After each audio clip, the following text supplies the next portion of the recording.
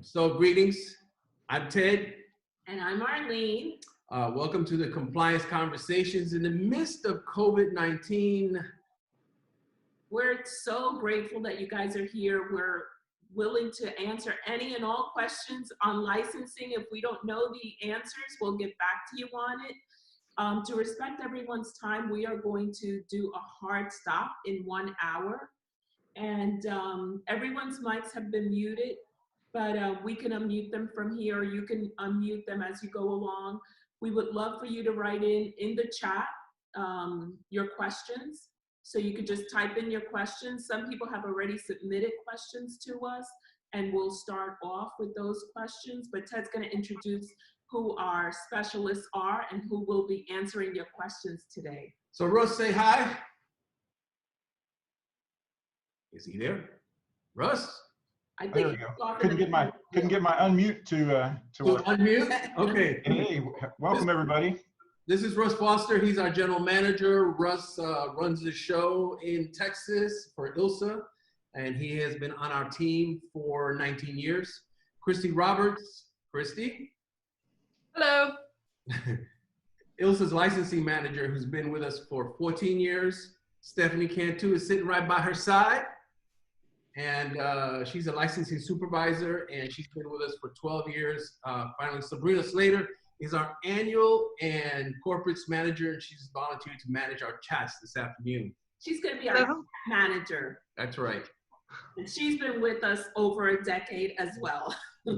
So you've got a lot of people who have been doing regulatory compliance for many, many years, 7 days a week, and they know their stuff. So any questions that you might have today, especially specifically in licensing, they're here to answer them all. But we also kind of wanted to, there's a lot of regulations that are changing right now. There's a lot of things regarding licensing, renewals, CEs, license renewals that are changing. So I would love for Russ to share his screen and show you where some of the resources are on our ILSA newsroom, where you can get the latest regulatory updates. Go for it, Russ. All right. Here we go. So long before COVID-19 was a thing, we have been trying to be a good resource for the industry. And so on our website, we have a number of resources that I think are very valuable.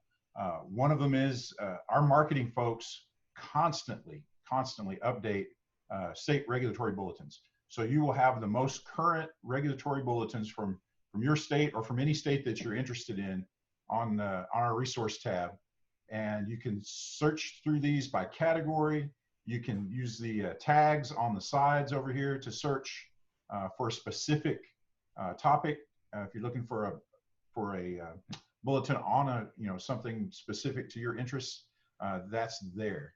Another resource in our resource tab that we think is awesome is this contact page. And we encourage our clients to just bookmark this. So anytime you need to reach out to a state, let's say that you're in Arizona, for instance, you click on that tab, you get all of the contact information, links to the page for every aspect of the stuff that we do, the Department of Insurance, Department of Revenue, Secretary of State.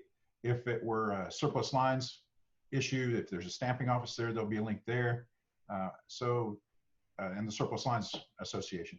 So everything about that state that you would need to find, you can find in one place without having to go search websites and do all of that stuff. Speaking of surplus lines, before I give the screen back, although Ted can take it away at any moment, I do want to talk about something that we just rolled out on the 1st of April, and that is our surplus lines calculator and tax tool. We call it CAT. That's the logo that you saw behind me there, over there. And we just rolled this thing out. We've already got some interest from one of the big surplus lines associations. We think it's going to be a great tool, especially now with people kind of working from home. If you're binding policies over the phone or online and you need to calculate the taxes and tons of other information that is available on that, I think we're going to look at that next week, right, Ted, Arlene? Yeah. Yes. Yes, so we'll talk more about that later, but this is a great resource that's out there. You can get it for 2 months free. If it's something that you're interested in, just come to our website and you can find it there. Awesome. So moving right along on that with the regulatory updates, I would, if Christy, if you can provide all of our participants just an update on COVID-19 and how it relates to licensing and CEs and all that good stuff. Okay, so I'd like to start off in saying I know Stephanie and I are sitting pretty close, and I've already Lysoled every we can area. taste it. It's so strong in here, it's even in our mouth. So Oh, you've been disinfected. Okay. yeah, we are disinfected. Okay, so we have quite a few updates. And what we'll do is we've compiled them into sections. So we have categories as in proctoring, closures, miscellaneous, temporary licenses, and then extended CE or renewals. So we'll start off with some of the simpler ones, and then we'll get into the bigger one, which is the extended CE and renewal periods last. Hold on a second. Let me interrupt for just 1 second, guys. If you have any questions that you've set up, or you can think of as the conversation goes along, be sure and get down to the chat at the bottom, and Sabrina will take any of those questions and add them to whatever we're doing. Yeah, sure. You can interrupt me if you need more information on a state that I'm talking about, and I can give it to you. I'd be more than happy to answer your questions. So we'll start off with proctoring. These are for exams and CEs. New York, Iowa, and Pennsylvania have suspended the proctoring requirements for CE and exams. And it'll be until further notice. So I'm thinking as the restrictions lift, they'll also lift this. As you know, resident exams, having a proctor is very important to the DOIs, and that's a control measure for them. Okay, some of the temporary issues that are going along are West Virginia, Mississippi, and Idaho. West Virginia is issuing temporary producer and adjuster licenses.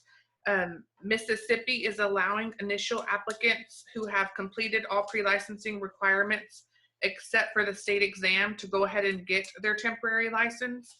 And for Idaho, the department hereby implements provisional resident producer licenses. So those are just a few changes there on some, I guess, emergency type licenses that you can get in those states. You want to go ahead and do apps? Sure. Some miscellaneous items that we have is New Mexico. New Mexico will no longer accept check payments. They have to be done in credit card form starting April 30th. For Georgia, Georgia residents are encouraged to compile all necessary documents for a license and submit to the department after test centers reopen. The department can then submit the application. And for North Carolina, fingerprints are still required. Exams are still needed. So those are the miscellaneous items we have for those. Yep. Hey, Stephanie, can I interrupt? I'm so sorry. Oh, you're fine. Go ahead. I have my own question. Hey, you said New Mexico is only allowing credit card transactions. Is that correct? After 4:30, yes, ma'am. After 4:30, is that in conjunction with the affiliation requirement? Yeah, so right now, if your license is due to renew before, or this cycle, so 4:30, you could do that electronically at the time that you renew your license.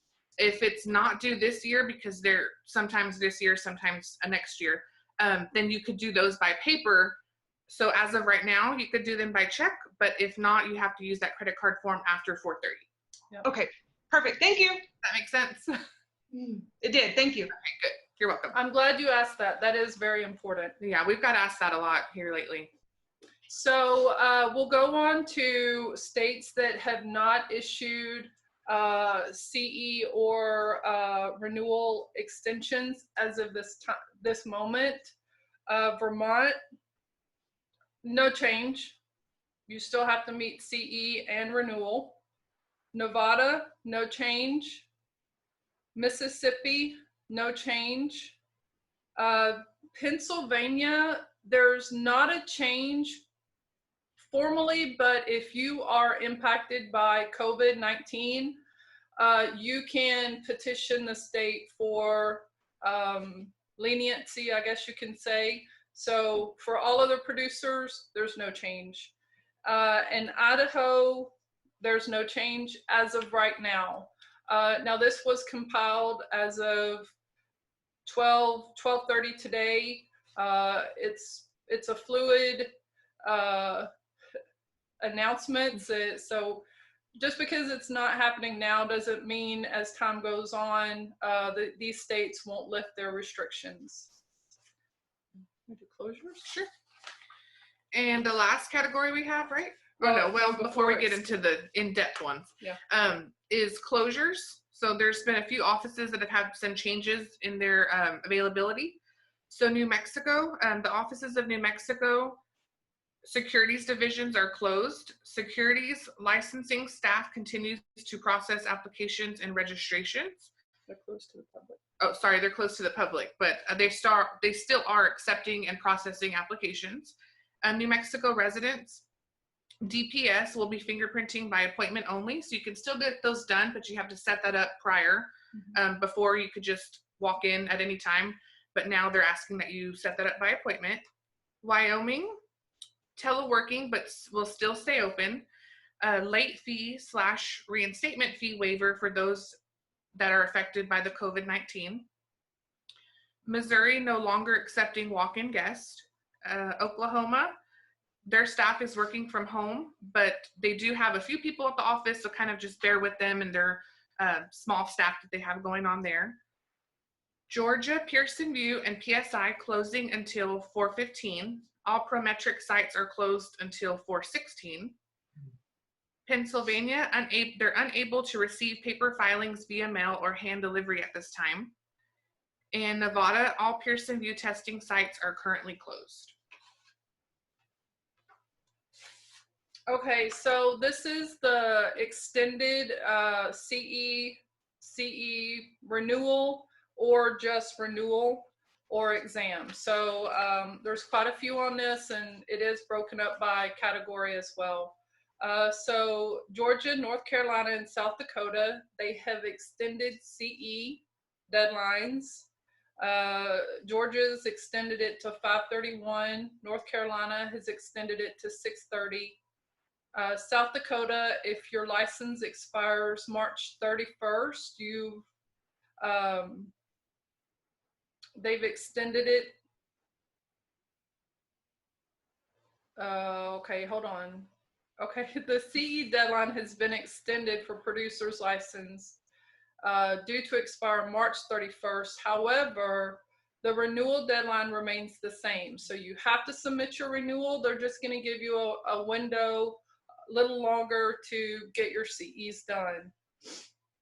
Pennsylvania, Ohio, Kentucky, Arkansas, Maine, Colorado, Ohio, Puerto Rico, Texas, and Connecticut have all extended both CE and renewal deadlines. Pennsylvania, they've extended the renewal deadlines. Ohio has extended the renewal deadlines. If you have a 3/31 expiration date, it is now 4/30. 4/30 is now extended till 6/30. Kentucky has extended 3/31 deadlines to 5/31, 4/30 expiration dates to 6/30. So that's a pretty good window there too. Arkansas has extended the renewal and CEs for 60 days. Maine, residents due to renew 3/31 has been extended to 5/31. 4/30s have also been extended to 5/31. CEs must be met for both of those periods by 5/31. So they're giving you a little bit more of a window for CE as well. Colorado, all 3/31 renewals and CE deadlines have been extended. I don't have a date for those. They're just extending them. Let's see. Puerto Rico, they've extended the 3 20 deadlines or expiration dates to 5/31. Texas, they've extended the expiration dates for 2 months. They've waived late fees, and they're allowing agents more time to complete CE. Connecticut, same thing. They've extended their expiration dates by 2 months, and they're waiving late fees, and they're allowing producers to complete their CE through 6/31. Nebraska, they've extended their exam. The 90-day extension for CE can be granted, must be requested by email. CE has been, the classroom has now been extended to webinar, and they've waived the proctoring for self-study until 7/31. Ohio, anyone whose license certificate expires during COVID-19 will have a certificate extended for 30 days after the testing center opens. New York renewals, they've extended their deadline for 60 days. Maryland, all license expirations of 3/31 that have not been renewed will be assigned an extended expiration date of 6/30. Rhode Island, same thing, they're extending until 4/30. Oklahoma, all licensees with a 3/31 expiration date that hasn't renewed will get a new expiration date of 6/30. South Carolina, the March expiration dates have been extended to April. Minnesota, renewals for producers and adjusters have been extended from 3/31 to 4/30. Indiana, renewals have been extended from 3/31 to 4/30, and 4/30 expirations to 5/31. So they're giving you about a month in between those. Iowa, they will extend renewal dates for March, April, and May for 90 days. New Hampshire, renewal deadlines of 3/31 have been extended to 5/31, and 4/30 expirations have been extended to 6/30. Massachusetts, they've extended their deadlines. Your license, if it's in good standing right now, meaning all CE have been met, will remain valid for 90 days past termination of the state of emergency declaration. And that is the extent of our State of the Union. All right. Thank you. You're welcome. Before you guys finish with that, Christy, would you mind going back over the Georgia CE extension? Jessica missed that. Georgia, they've waived in-person CE and extended CE deadlines until 5/31. Good. Perfect. Thank you. Thank you. And so take over and let's hear some of these questions. I'm sure you have a list by now. I do. I just want to confirm, I'm almost certain that we're already doing this, but we are going to be having a list of all of these questions and answers on like our website somewhere. Our marketing team's already on that, correct? They can be. They need it. But Mark asked for it. Mark, I'll get it to you. I said it's not a bad idea. It's not something that we thought about. This is going to be on our YouTube channel, so you can look for it there. And we're probably going to have the same video in our Spot on Insurance. One website. thing, guys, is because these regs and these extensions are being updated every day, the best place for you guys to go is to the ILSA newsroom that Russ showed you earlier, yes, because we have links to the actual state bulletins there. So that's where you'll receive the latest. Whereas we can't put a list of what we've kind of given you today because it's going to be It'll outdated change tomorrow. So what we want to do is just get you to the most latest bulletin straight from the state. And so in that newsroom, you'll have links to all of the states. Okay, perfect. Thank you. You're welcome. Tammy Miller had a question about the Florida fingerprints. Do y'all know anything, any kind of delays, anything that's going on with those? If you have to take your fingerprints electronically through any of the Identigo sites, they are closed at the moment. If you have to have actual cards taken, you'll have to call the sheriff's office first or your police station to see if they'll allow you to walk in. Unfortunately, it just depends on where you're at and if they will allow it. Okay. Our next question. I was laid off by my agency during the COVID-19 shutdown.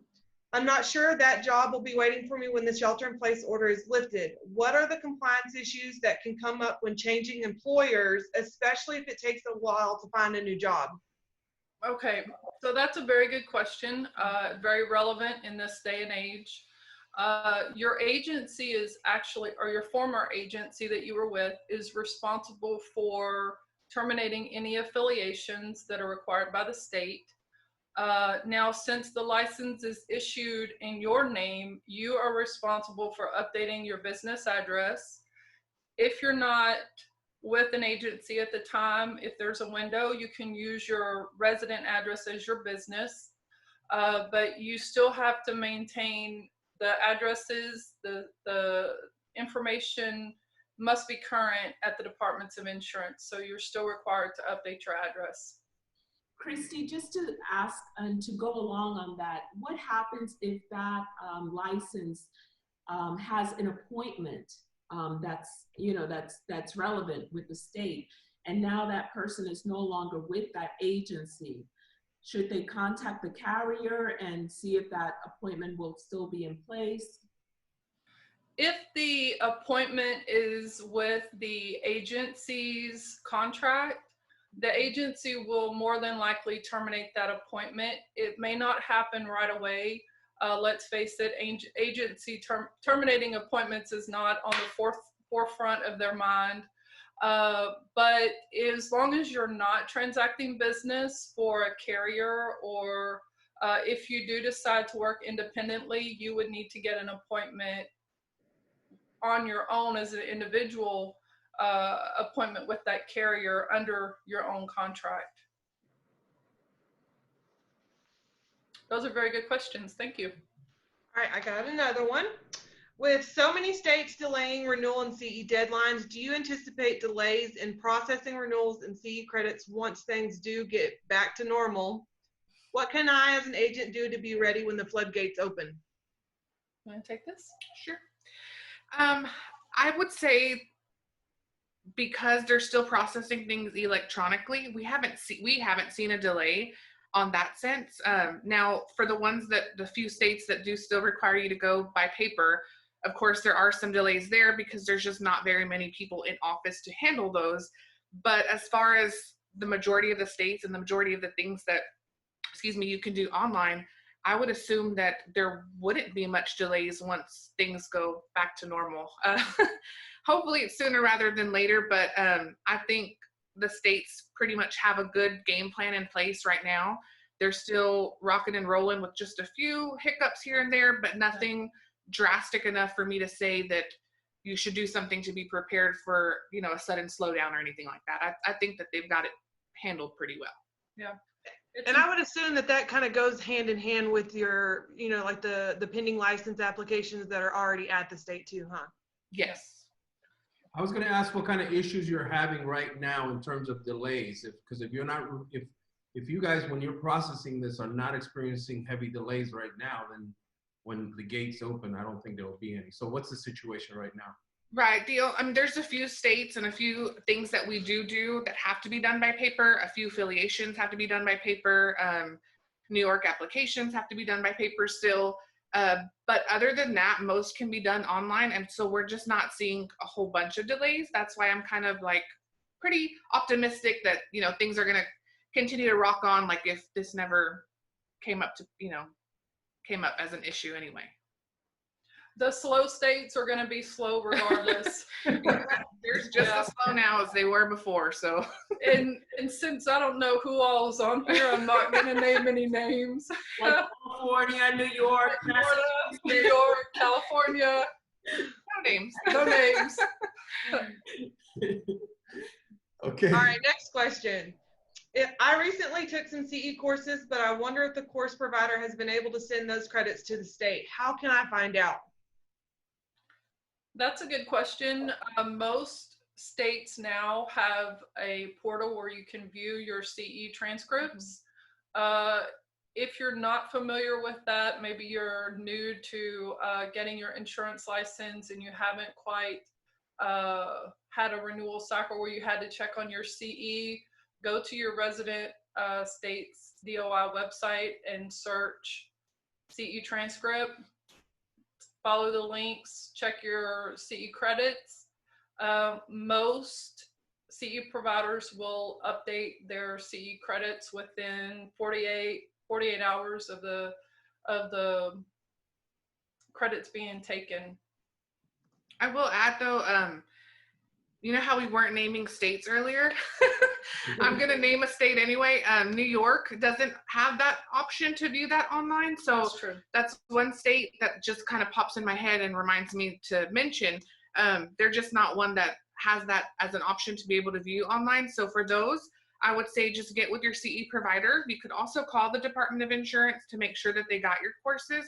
But I would check with your CE provider first and just kind of ask them how soon do they shoot that information over, just to kind of give you a peace of mind and an idea of when you need to get started on them versus when it's actually due. Because we have some people that assume like, oh, most states will do this instantaneously, so let me do my CEs the night before. No. And so that's just catches a lot of people in the short. So I would just recommend, especially for New York, kind of make sure that the CE provider does send them over automatically and how soon. That way you can prepare and get your stuff done in time. Yeah, don't wait till the last minute. No. Oh, we never do that. Ted used to be licensed as an agent, and I did CE tracking way back, 14 years ago when I was a new hire here at ILSA, and I'd go to him. He wouldn't read my emails, right? I'd go to him and I'd be like, Ted, you're gonna take your CEs. Oh, I'll get to it, Christy. I'll get to it. 2 months later, Ted, when are you gonna take your CEs? I was a typical agent. I was playing the role, okay? Don't be a Ted.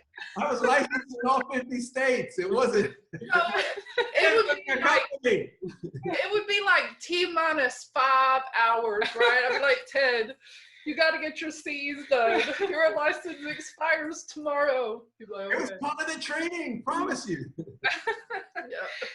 Well, Sabrina, what else you got? All right. I am ready to take my exam. What do I do now? Oh, well, I would say keep studying because unfortunately every testing site has closed. So, yeah, just keep studying. They're not allowing any of that to be done online, I'm assuming. Well, no, if you have like PSI, Pearson VUE, the other one, my brain went blank.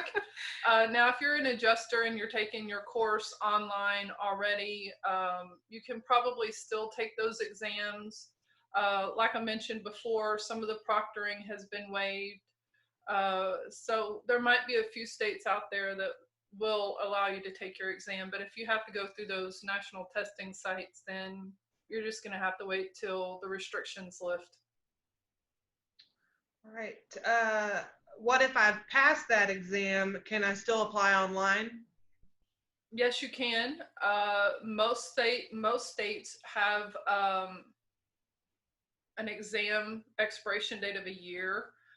So if you have to take fingerprints along with the exam and your fingerprinting site is closed, you can submit or hold on to your license application and that exam results until you can get your fingerprints. Hopefully, the restrictions lift pretty quickly. If your state doesn't require fingerprints, by all means, most exam results are transmitted electronically through NIPR. So you can go on there and they'll actually link up your exam site or your exam results with your application, and your license is issued within a couple of days. Okay. Let's see. Are they still doing emergency licensing for adjusters in disaster? That really depends on the state. Yeah. I would assume so, but I personally haven't gone and looked for that specific question. So if somebody has that question about a specific state or a list of states, just let us know and we can definitely look into it. Most of the time they do when it's a tornado or a hurricane, you know, different things like that. So I would assume that some states will be willing to do that. I just don't know like a list in front of me. So more in conjunction with like COVID, I guess would be like the emergency producer licenses where they're doing the, not necessarily emergency, but like temporary licenses. Yeah, okay, that makes more sense. Mentioned some of those in the beginning. Yeah. There's some states that don't have a provisional or temporary license statute at all. So they're not going to create one just for a small period of time. Now, I hope and pray, and I hope all of you will do the same, that no natural disasters happen during this time. As we know, we're getting into the hurricane season. Tornadoes can happen at any time, but I think that would be that would cripple the departments of insurances in like Texas, Florida, the Gulf states, the Eastern Seaboard. If anything like that were to happen and we're under quarantine restrictions, I think that would just cripple a DOI. So fingers crossed, get on your knees and pray that that doesn't happen. And before you take the next question, Sabrina, I just wanted to let everyone that's here know, just in case they have to hop out early. Next week, we're going to be having a virtual session as well, but we're going to be focusing on surplus lines. So surplus lines, tax filings, reporting, all of that good stuff. And then the following week, we are going to focus on all of your filings that have to do with the Secretary of State, with the Department of Revenue. So now is the time to ask questions. Like a lot of times, you know, people think about licensing, you know, PNC, life and health. But we're also going to do a deep dive into surplus lines tax filings and share with you a lot of the resources that we have. And then the following week, all of the registrations with the Secretary of State and the Departments of Revenues. I'm ready for you to ask more questions. Go, Sabrina. Awesome. Are there still states that require an active appointment to keep the license going? Yes, there are. Do you know those states off the top of your head? I do. I'm not going to change. Well, I'll say that New York, New Mexico was kind enough when they went to SBS to forego their appointment requirement. Kentucky, you have to have that appointment before you can get the affiliation. New York, you have to have an appointment to activate the license. Florida, you have to have an appointed producer before you can submit the agency license. Did I get them all? Hawaii. Oh, Hawaii, yes. Hawaii, you have to have an appointment to affiliate the producer. Awesome. Going back to our question, one of our viewers, Jessica, mentioned that she works in compliance for adjusters, and she's been they've already been getting ready for hurricane season in regards to the emergency licensing coming through with a couple of the DOIs, but she hasn't seen any of the emergency licenses being issued yet. All right. Thank you, Jessica. I appreciate that. Yes. Thank you, Jessica. Okay, so what happens if I need an original signature from my principal who's in, you know, 2 towns over at home, sitting in his home office? What do I do then? Will they accept an electronic signature? In some states, I know not all states require that. We just found out today that New Mexico was kind enough to tell us, hey, with everything going on, we'll take an electronic signature. So we were able to get that done. But for the states that won't budge on the signatures, I would say just have it mailed over to you. And that's what we have to do here in the office. We have to get our clients to sign applications and mail the forms to us, whether it's original signature or notarized. And then from there, we send it off to the Department of Insurance. Like I said, some states may budge. You can definitely ask them, but the ones that require original signature, I would just recommend getting it mailed over. Hey, Stephanie, you mentioned a notarized document. I can't really do that social distance wise, you know, so how does that work? Yeah, lucky for me, if I needed one, my boss is a notary and she's right here, so she can do it for me. I know not everybody has that luxury, so unfortunately, I would just find one that's local, give them a call and see what, if anything, they're willing to do with you to work on that. Other than that, there really isn't much options to mention. You have an option? Oh, she has an option. So I heard on one of my little like Pandora commercials that UPS and FedEx buildings that you go to mail the stuff at, they offer notarization. So they're still open. You can go in because mail's not going to stop. You can go in and have your form notarized. I heard that just either today or yesterday, and it made me remember. Thank you for asking that, Sabrina. But we've had notarizations done kind of online, virtually.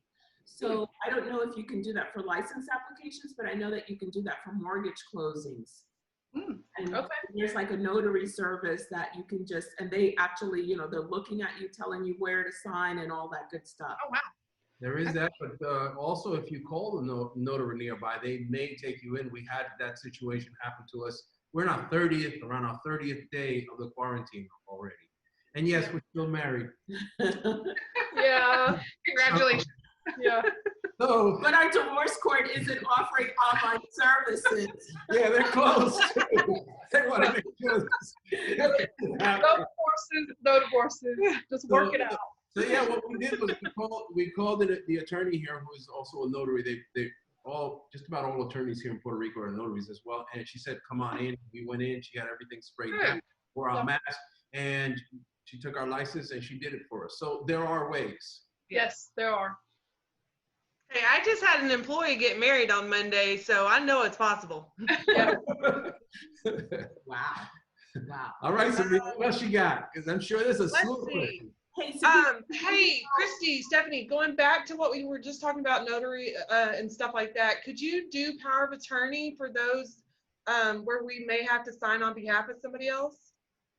Would states accept power of attorney? I only know of one off the top of my head that allows that, and that's Michigan.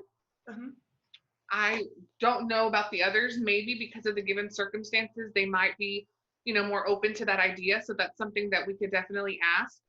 But right now, or even before all this happened, Michigan was the only one that I knew of that definitely would allow that. Yeah. So basically, it's just kind of a case-by-case scenario, depending on what state you're in. You may just have to pick up the phone and call somebody. Yeah, call the DOI. That's what we're catching ourselves having to do, just because, like we mentioned earlier, the changes are happening all the time. We can get off of this call and there goes another state to add to our list that we didn't have before this call. Yep. So we're having to do that a lot. We're doing a lot of emailing the states and calling the states just to kind of figure out, like, okay, as of right now, what are you allowing me to do? You know, what are my options for X, Y, and Z? And a lot of times they're, like I said, very understanding. They're willing to work with you. There's some that just can't.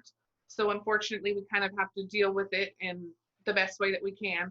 But yeah, like you said, it's changing, it's circumstantial. So the best bet would be to reach out to them and just kind of see what they're willing to do. Yeah, perfect. Thank you. You're welcome. I was married and changed my name right before the virus started. Do I still need to report my name change to the DOI? Yes. All compliance requirements are still in effect. You have to report that as soon as you change your driver's license, you update your Social Security. All of that has to be reported within 30 days of the change. Change your address. Yeah, No, we know you were still living with him. yeah, yeah. All right. Okay. Well, that's oh, I switch you. Let's see. Is there any other questions that you guys have? Please feel free to add those to the chat room. The last one that I have is really kind of more geared to you, Arlene and Ted. I heard that you're all releasing compliance courses. Why are you doing this? And are you doing away with your comprehensive licensing and compliance business? That's a really good question. In the meantime, while I'm answering that question, I'll have Christian share the screen, and he can actually, since we don't have the courses rolled out yet, but yes, we are developing online courses. The reason that we did that is, it's funny that now here we are 10 years later, but 10 years ago, you know, we were facing a recession. And during that time, we all realized that so many clients couldn't afford our services. You know, we have a very robust service with over 50 services, compliance services. And probably about 2 years ago, we decided to start developing online classes, and we're getting ready to release them soon.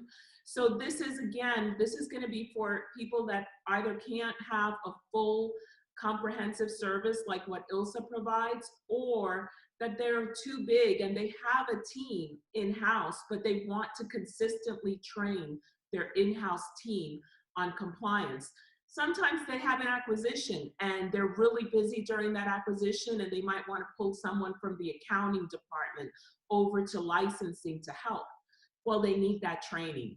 So we have a suite of courses on licensing, individual licensing, agency licensing, all of the beyond licensing, the Secretary of State, the Department of Revenue, so all of that. So that's why we have those courses. No, we're not doing away with our comprehensive licensing service. It's just an thank goodness. But that's a good question. Okay, Awesome. Christian, can you go to the regular spot on insurance page, just so that guys, we have, most of you already know that, but we do have about 150 episodes right now, and they're all centered around compliance. So, and the really good thing about Spot On, and what we originally started it thinking regulatory compliance only, but the insurance industry is so vast and there's so much to learn, and there's so many areas that if we learn about, we can, as an agent, switch over and maybe make more money. So we're constantly doing stories on so many different topics. So yeah, we have a lot that are centered around compliance, but we have a lot also that just shows you every single sector of the insurance industry. We've interviewed insurtechs from all over the world, adjusters, underwriters, just amazing people. Drone operators. As a matter of fact, we just, one of the podcasts that's going to be aired this week or next week is with one of the participants that's on with us today, and that's Dennis Logan, and he's going to be talking about all of the cyber risks, the additional cyber risks that we have because of COVID-19, and what that's going to look like in the future. So our podcasts have all sorts of topics. What she's talking about is a bonus episode, and one of them just came out today, is the COVID-19 with Randy Elias, a lawyer, and it's about the impact of COVID-19 on business interruption coverage. So every Thursday we're going to have one. Dennis, come on up in and say hi and talk a little bit about what we discussed this week, if you can. Unmute. Try that again. Can you guys hear me now? Yep. Yes. How's it going for everyone? Hey. Good. So as you're saying, I guess kind of tying into business interruption coverage, cyber provides a unique business interruption coverage in that it covers whenever your systems fail. So right now, if there is government interruption with your business, like the actual property of it, then you can, yes, get GL coverage from that. But if you guys get hacked and you can't get business, then there's not the GL isn't going to step in for that situation really. So that's where cyber, one of the main reasons cyber steps in, as well as ransomware. So as you guys know, a lot of the ads I've seen, at least on my end, have been around cybersecurity and COVID-19, and basically being aware of the additional exposure, not necessarily additional exposure, but being more vigilant of, nonprofits pretending to, or people pretending to be nonprofits related to COVID-19, donations, or, trying to get logged into your system for a, benefits or donation raising situation, something like that. Basically, they're just using COVID because it's such a highlight topic and everyone's getting flooded with it. You're more likely to just click something kind of errantly, and that's where they get into your system and lock it down and then say, hey, give us $50,000. And then you don't necessarily have that sitting around. And so therefore you can't get your systems back. And again, that's where cyber can either pay for the ransom or figure out ways to kind of get your data back without having to pay that bad actor. Dennis was kind enough also to go over what happened with him when he went home.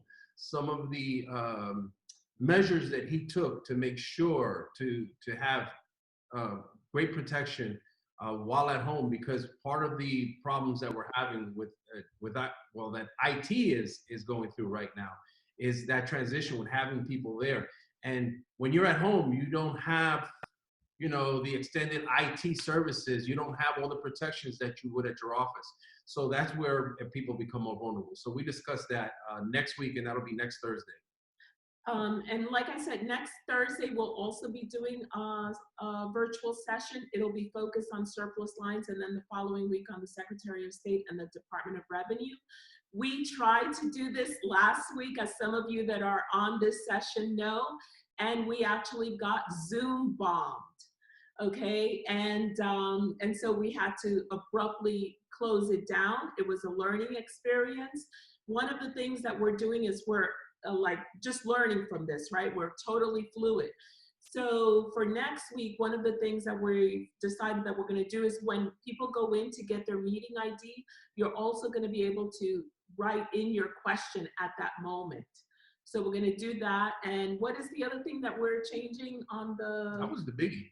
The big, yeah. Because that allows our people to be prepared for you to really answer your questions. But right now, if you do have questions that you haven't given and that you think of after this, and you say, man, I should have asked this, you go to ccquestions@ilsainc.com. That's ccquestions@ilsainc.com, and they'll get back to you with the answers to the questions that you might have. So we hope that that's helpful. If you need to speak to one of our people at ILSA, you can just call 254-729-8002, and they'll be glad to answer your questions right there. They'll talk to one of our licensing specialists. Does anybody have any final questions? Arlene, Jessica did have one when you were talking in regards to the courses. She was very excited to hear that you have a specific adjuster training course, maybe? We don't have an adjuster training course, no. So you're saying like to train the actual adjusters. No, what we have, the courses are for licensing. So when you finish our courses, you'll know how to secure the licenses that you need. It's primarily for producer, like property, casualty, life and health agents, but the same principles apply across the line. So Jessica, if you're licensing adjusters, and you need to bring on a new person into your department that's also going to be licensing adjusters across the United States, the course will be very good for this person that you bring in. This is also really good for the individual agent who might have 2 or 3 licenses, and he wants to learn everything about licensing so that he or she don't fall through the cracks. So he or she will be well informed on how to do their licenses, how to get everything that they need, and also understanding the vocabulary. Because a lot of the times we say certain things here and it means something completely different to somebody else. Don't we, ladies in licensing? Think you're speaking the same language, but you're actually absolutely not. Yeah, that happens all the time. Creates problems. They stump me with some of these acronyms that they throw around. It doesn't help we make up our own. Yeah. So anything else, guys? Any, we did really good on time today. I do. Christy, Stephanie, in the midst of COVID and all these compliance mayhem, how's your team handling the transition, like your workload? Has it increased? Has it decreased? I would assume it would decrease, but you know, how are you guys handling it? Like champs. Yeah. Like champs. Work has not slowed down for us, so we are just going nonstop.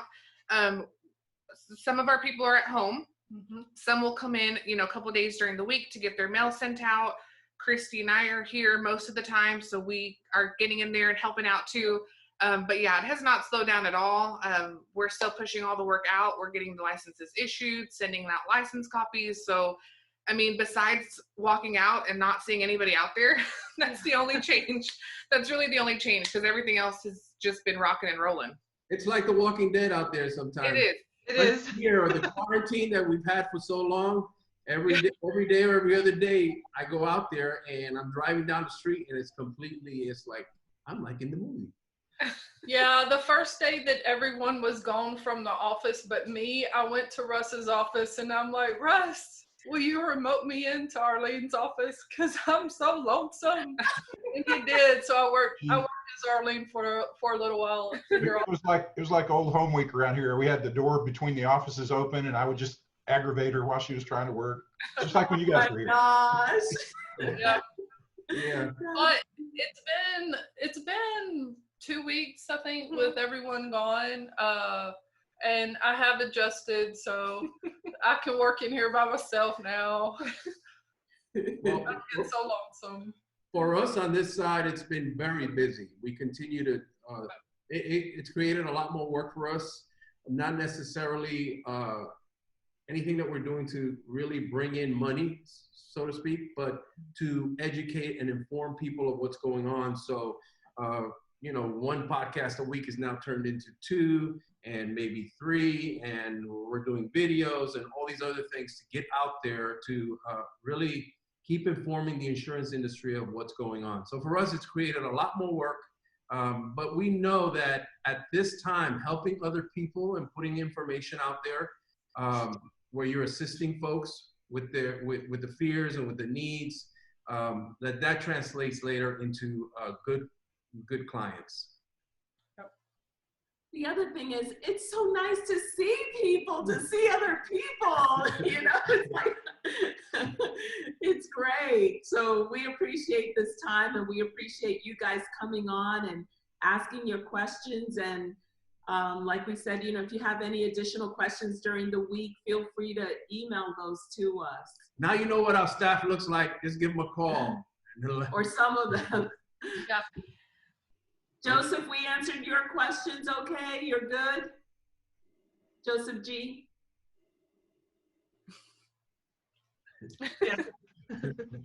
Good deal. Well, thank you guys so much, and look for our messages on our next virtual session. Thank you. Bye. Bye. Thanks. Bye.